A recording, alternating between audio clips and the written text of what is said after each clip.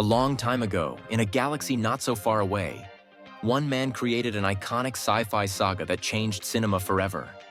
But as the years passed, that same man would become a controversial figure within his own fandom. This is the story of how George Lucas alienated the Star Wars fanbase. When Star Wars first hit theaters in 1977, it became an instant cultural phenomenon, redefining the landscape of modern cinema. Audiences were captivated by its groundbreaking special effects, thrilling space battles, and an epic story that transported them to a galaxy far, far away. George Lucas's visionary world-building, combined with John Williams' iconic score, transformed Star Wars from just another science fiction film into a legendary saga. It wasn't just a movie, it was an event, drawing millions of fans into theaters again and again. The trilogy that followed, The Empire Strikes Back, 1980, and Return of the Jedi, 1983, solidified Star Wars as one of the most beloved franchises of all time. A perfect blend of mythological storytelling, memorable characters, and revolutionary filmmaking techniques. Despite its monumental success, 2 decades after the original release, Lucas decided that his beloved masterpiece needed some upgrades. By the mid-1990s, CGI technology had taken huge leaps forward, and Lucas, who had always envisioned Star Wars as being beyond the technical capabilities of the 1970s, saw an opportunity to enhance his original films. He believed that new digital technology would allow him to finally bring Star Wars closer to what he had originally imagined. And so, in 1997, he released the Star Wars Special Editions, complete with added CGI effects, altered scenes, and even significant changes to some of the most iconic moments in the trilogy. But not everyone was happy. While Lucas saw the special editions as a way to refine and improve his original work, many fans felt differently. The pristine, practical effects that had once given the films their timeless charm were now being replaced with CGI additions that, even by late 90s standards, felt out of place. The sense of realism that had made the Star Wars universe so immersive was now being overtaken by digital creatures and unnecessary background animations that distracted from the original storytelling. Why fix what wasn't broken? That was the question many fans asked as they watched the beloved classics altered before their eyes. What made all of this worse for audiences was Lucas's insistence that the special editions were now the definitive versions of the films. He refused to release high-quality versions of the unaltered original trilogy, leaving fans who wanted to experience the movies as they remembered them stuck with bootleg versions or low-quality VHS tapes. As much as Lucas had given them Star Wars, he was now taking away what many considered to be the true versions of the films. What had once been a simple case of updated visuals had now become a deep divide between Lucas and the very fan base that had made Star Wars legendary. And this was only the beginning. Fast forward to 1999. After a 16-year hiatus, the Star Wars saga returned to the silver screen with The Phantom Menace. Anticipation was at an all-time high. Fans old and new eagerly awaited the continuation of the beloved universe. However, upon its release, the film faced immediate and intense backlash, marking a significant turning point in the franchise's history. One of the most contentious aspects of The Phantom Menace was the introduction of Jar Jar Binks. Designed as a comedic character to appeal to younger audiences, Jar Jar's clumsy antics and exaggerated mannerisms quickly became a focal point of criticism. Many older fans perceived him as an annoying, childish addition that clashed with the established tone of the series. Critics echoed these sentiments, with some suggesting that Jar Jar was included solely to attract a younger demographic. Bruce Handy of Vanity Fair wrote that Jar Jar has come to symbolize what many fans see as the faults of the prequel trilogy.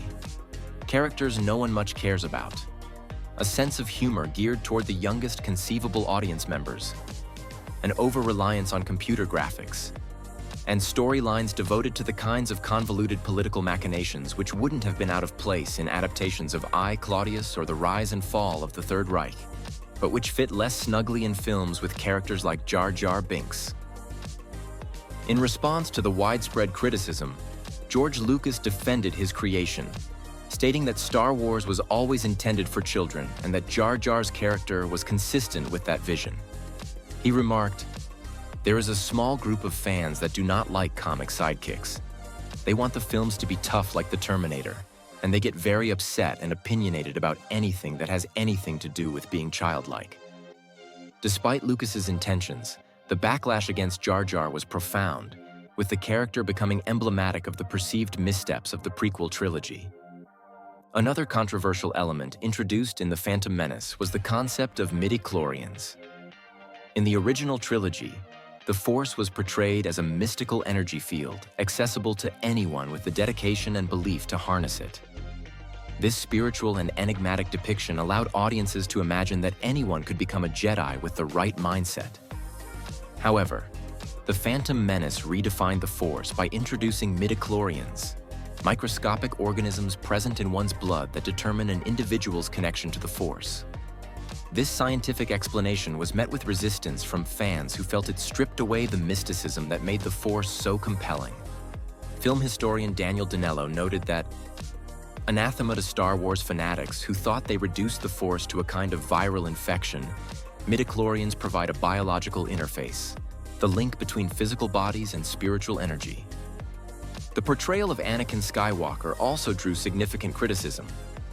Fans had long envisioned Anakin's backstory as a tragic and compelling descent into darkness, expecting a narrative that would provide depth to his transformation into Darth Vader.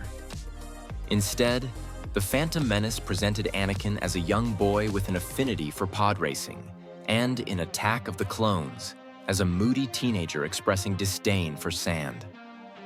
This characterization fell short of expectations for many, who felt that the depiction lacked the gravitas and complexity befitting one of cinema's most iconic villains.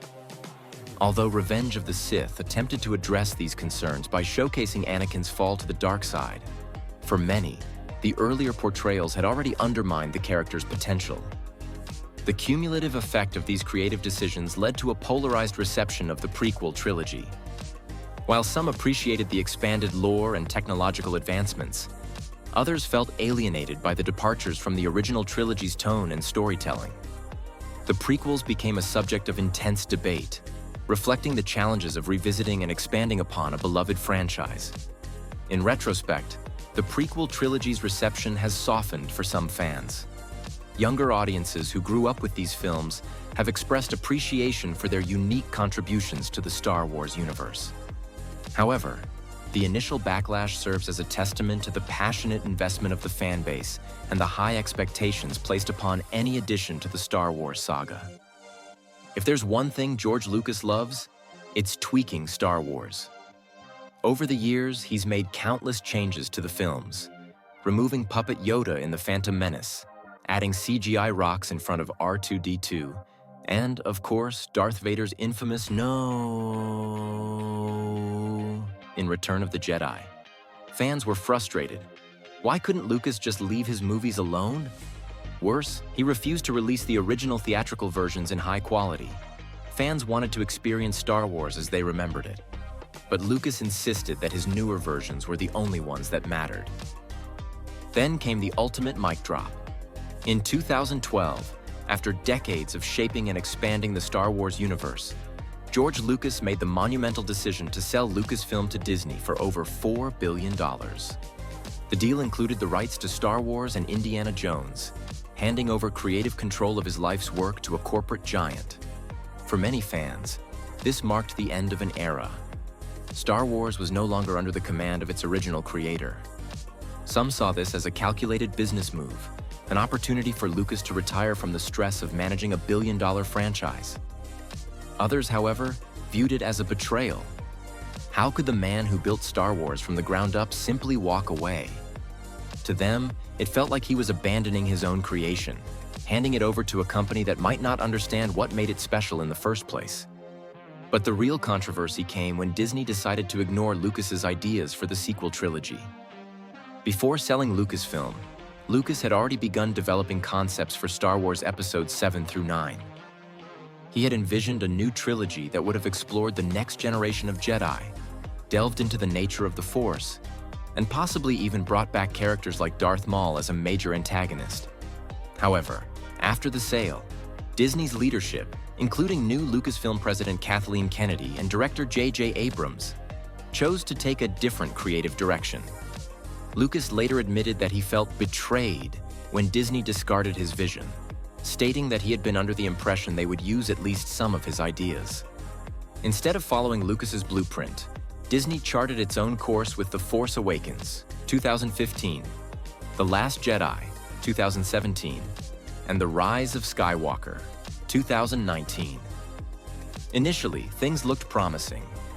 The Force Awakens was a massive box office success, earning over $2 billion worldwide and reintroducing Star Wars to a new generation. However, as the trilogy progressed, the cracks began to show. The Last Jedi divided audiences with its subversion of expectations, while The Rise of Skywalker struggled to course-correct, resulting in an inconsistent and disjointed finale. Many fans who had once criticized Lucas's prequels now found themselves longing for the consistency of his storytelling. Ironically, the same fans who had mocked Lucas for The Phantom Menace and Attack of the Clones were now saying, maybe we should have let him finish what he started. So, where does George Lucas stand with fans today? His relationship with the Star Wars community has been complicated, to say the least. After years of backlash over the special editions and the prequels, many fans now look back at his era with newfound appreciation. As Disney's sequels faced their own controversies, Lucas's original vision seemed, in hindsight, more cohesive. The prequel trilogy, once ridiculed for its dialogue and digital effects, is now viewed more favorably by a younger generation who grew up with them. The Clone Wars animated series, which expanded on Lucas's prequel ideas, helped rehabilitate the era in the eyes of many fans. Lucas himself has largely stayed out of the spotlight since selling Lucasfilm. While he has made occasional appearances at Star Wars events and premieres, he has mostly stepped back from the franchise he created. In interviews, he has expressed mixed feelings about the direction Disney has taken Star Wars, acknowledging that he no longer has control, but also recognizing that the franchise is bigger than him now. He has referred to Star Wars as his child and admitted that letting go was painful. Whether you love or hate his decisions, there's no denying that George Lucas created something truly legendary. His vision changed the film industry, inspired generations, and built a universe that fans will continue to explore for years to come. He may have alienated fans at times, but in the end, Star Wars exists because of him. What do you think? Did George Lucas make the right choices, or did he ruin his own creation? Let us know in the comments. And as always, may the Force be with you.